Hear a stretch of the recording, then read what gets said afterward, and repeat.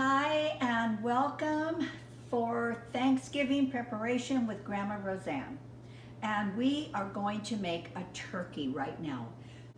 If you have never made a turkey before, I will tell you the very first one I made, I was terrified, absolutely terrified that I was going to ruin it, that there was no coming back, everybody would be seated at the table, and I had nothing but rawhide to give them. I was so scared.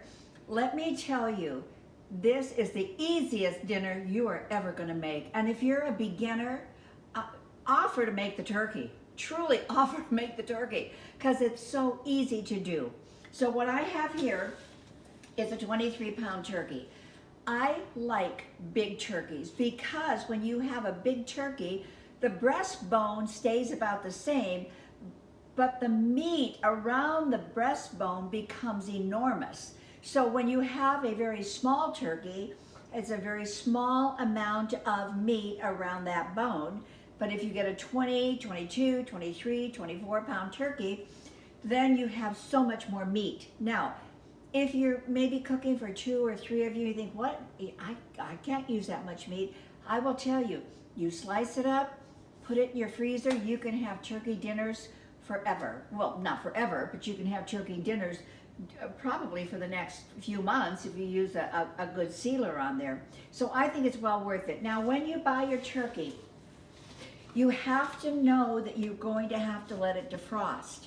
And it's going to take several days. So don't think you can go out 2 days before Thanksgiving and buy a frozen turkey and expect it to be ready. It will not be ready. What you need to do is give yourself plenty of time.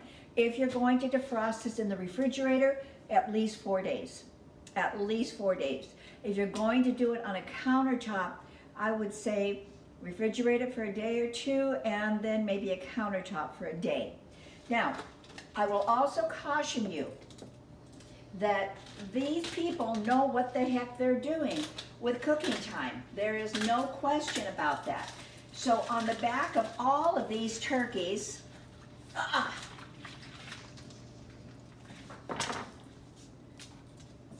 right here, let them look, cameraman. Right here, on the back of all of these turkeys is the cooking time. And that's the cooking time will vary if you're going to stuff it or if you're not going to stuff it. And the reason I'm telling you that is I can't tell you how many times I have done this and then all the cooking time is like I cut over it. So don't do that. Be very careful, and you might just want to do it up here at the top. Okay? Just like this. Now, you're going to want to work over your sink because it's going to be a little messy. Now, I am not going to put this turkey in a brine, but I have done it many times and it's very simple to do. You can go online, all right? Just go to brining a turkey on YouTube and they'll tell you exactly how much salt goes into that water. And then you let it just sit in your refrigerator for a day or 2, and it's really good. I don't know, sometimes I do it, sometimes I don't. This year it's a don't. So now, did you see what I did? Did you catch that? All that juice, all that water came flying out of that turkey.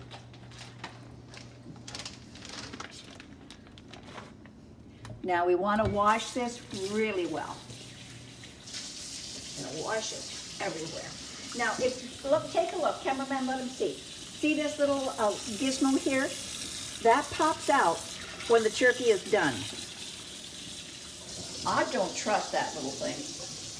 I don't. I have seen that little thing pop out when it shouldn't have, pop out before it was done, so I don't trust that at all.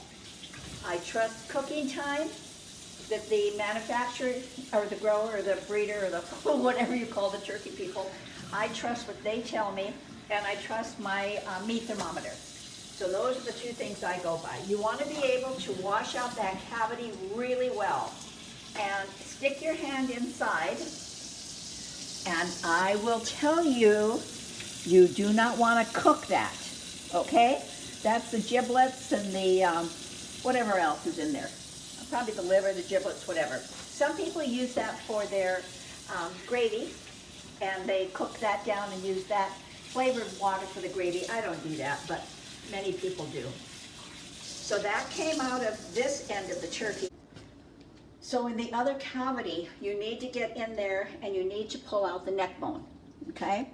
Now, I don't use any of those parts of the turkey, but you certainly can if you want to, and you would use them for the gravy. Just cook them down. My mom used to do that. She would cook all of those giblets and that neck bone, and she would cook it with an onion and just let it simmer for a good length of time, and then she would use that water for the gravy.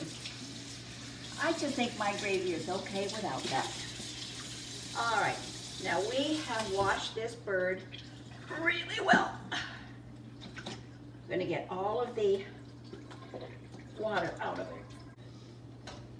All right, I've got a nice sized roasting pan here, and I have cooked many a turkey in this pan, many. Oh, that's heavy. You do not want the tips of the wings to burn. All you do is just tuck that wing underneath. There. Tuck it under, and now it sits up really nice. And then we have to tuck this one under.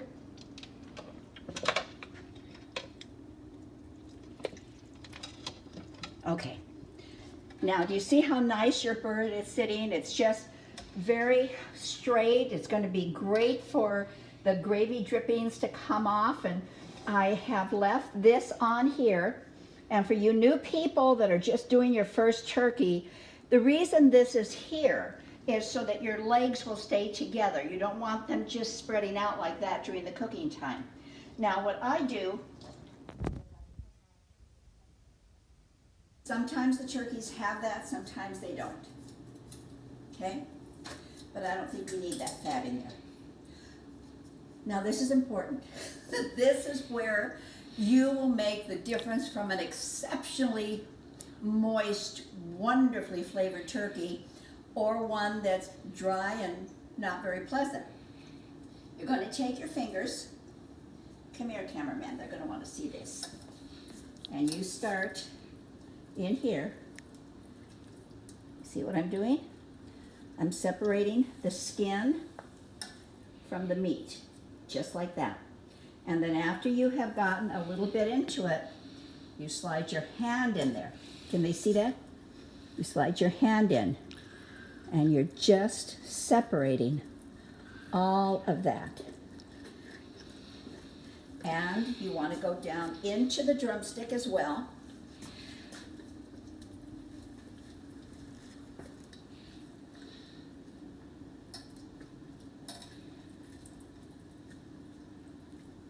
And you want to go down the other side. And you won't be able to see it, I don't think. Maybe you can. You have, let's see. Yeah, like this. Can you see that? That's attaching the skin to the meat. Just break it. And I'll show you why this is going to be so important. Now, you are welcome to leave this little timer in here. I hate that bugger. I take it out. So then, coming all the way down into the drumstick. You don't have to be very gentle with it either, because it's really tough, and it will stand up to you abusing it. Now, one might ask, why in the world are you doing that? I'm going to show you right now. You're going to take softened butter. You're going to glom it into your hand. You're going to push it into the cavity. Just like that.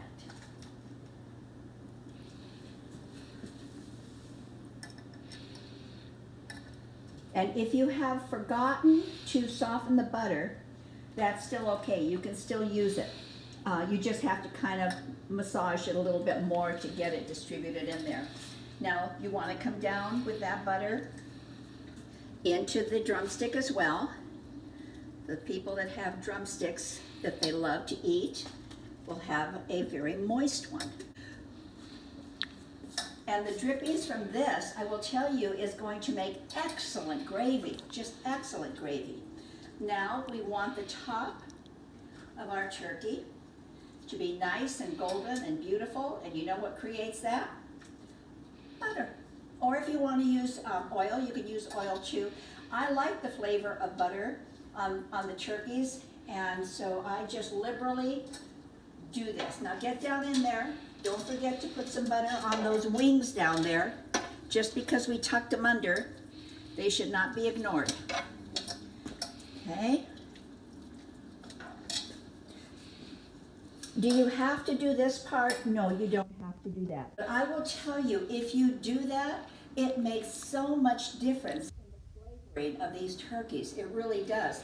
Now, cameraman has watched me do this for many, many, many years. And I think he'll attest to the fact that the turkeys always come out just so moist and so beautiful. Yeah. Big difference. They're excellent. Yeah. It's good. Yeah, it really is. Okay. So now then, I have to. And if you wonder why my jewelry always looks horrible, it's because of this. Okay, let me just wash up and then I'll show you what we'll do next. Camera angles are going to were difficult for me because I've never watched you butter a Volkswagen before. I mean, it's like huge, and I'm trying to get around you with your elbows flying and a lot of butter going on. Okay. All right, now at this stage, if you have made a dressing and you want to stuff it in there, if you want your stuffing in there, this is the time to put it in. Now, I don't do that simply because I love to make turkey soup and I make a sage dressing, but I don't like the taste of the sage in my soup. So I make a dressing and I cook that separately and I don't stuff it. But if you do stuff it, this is the time to do it. Before you stuff it, you want to get in here liberally. Salt all through the cavity. Remember, you've got a lot of meat here, so don't be afraid to season.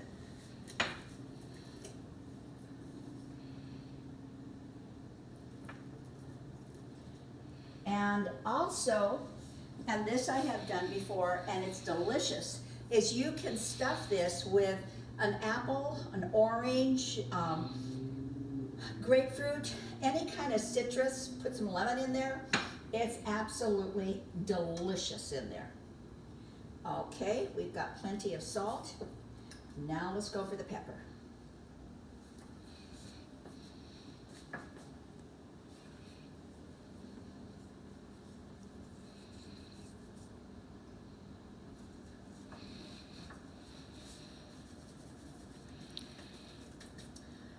And your work, my friends, is done. It really is done.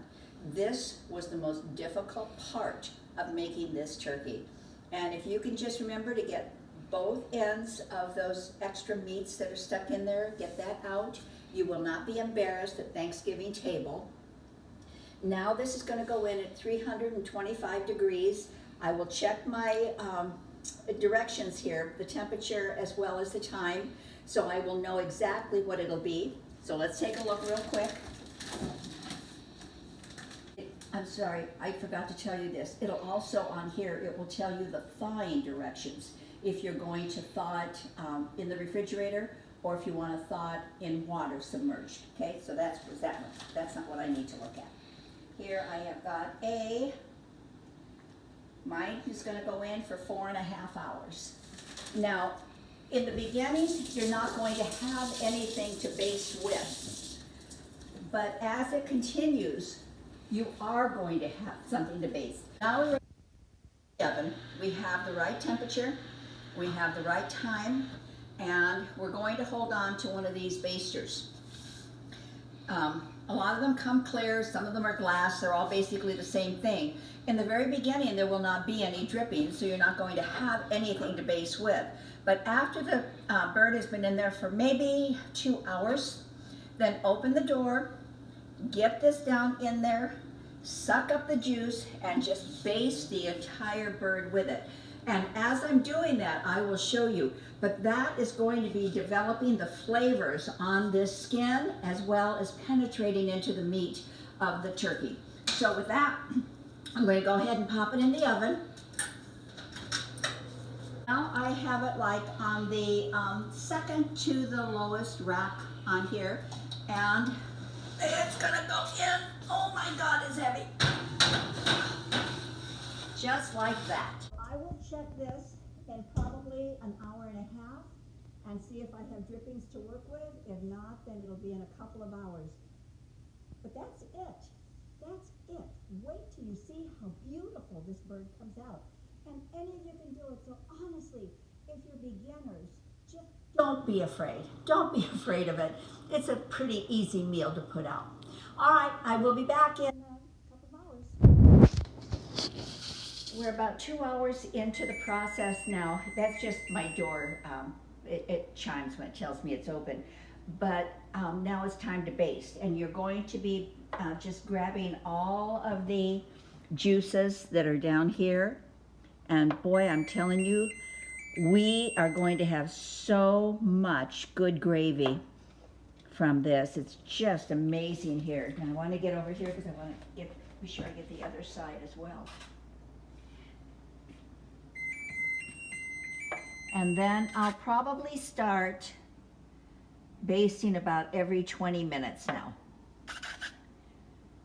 Basting is really important. Now we're good. I won't show you the rest of the basting because it's basically doing the same thing I just did. But what I will do is when it's ready to come out, I will show you what we have accomplished in this amount of time. It's going to be a beautiful turkey. Thank you. I'll be back. Hi again. So we are complete with our turkey dinner. And just take a look at this. This is absolutely beautiful. The skin is nice and crispy. And I know that it's correct because the timing was correct. It went for 4.5 hours, so that was perfect. But I don't trust anything, especially when you're working with something this large, if I don't have a thermometer. So this is a instant read, and this is also an instant read. This one is a Weber. It's about $10.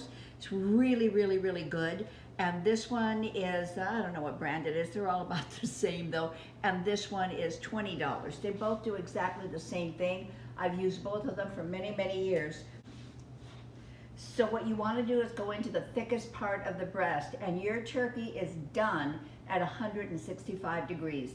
No guesswork. And what I do is I do a couple of different areas to make sure that my oven wasn't running hot and cold in certain areas. And I'm between 165 and 168 everywhere that I tested. So I will tell you from my experience that this is one of the most economical meals you will make. It will feed a ton of people. And when we're finished with all of the meat, I use all of that and I make turkey soup, and it's absolutely delicious. So I will encourage you to give it a try. Don't be afraid. It's going to be okay. And I will just wish you a happy Thanksgiving. I hope you have a very blessed day with people that you love to be around you. Be sure to subscribe because we want you around us all the time. Hit the little bell so you'll know when we're posting. And I want to say the ingredients will be below, but there aren't any ingredients. The ingredients is just the turkey. So thank you so much and come back. Bye.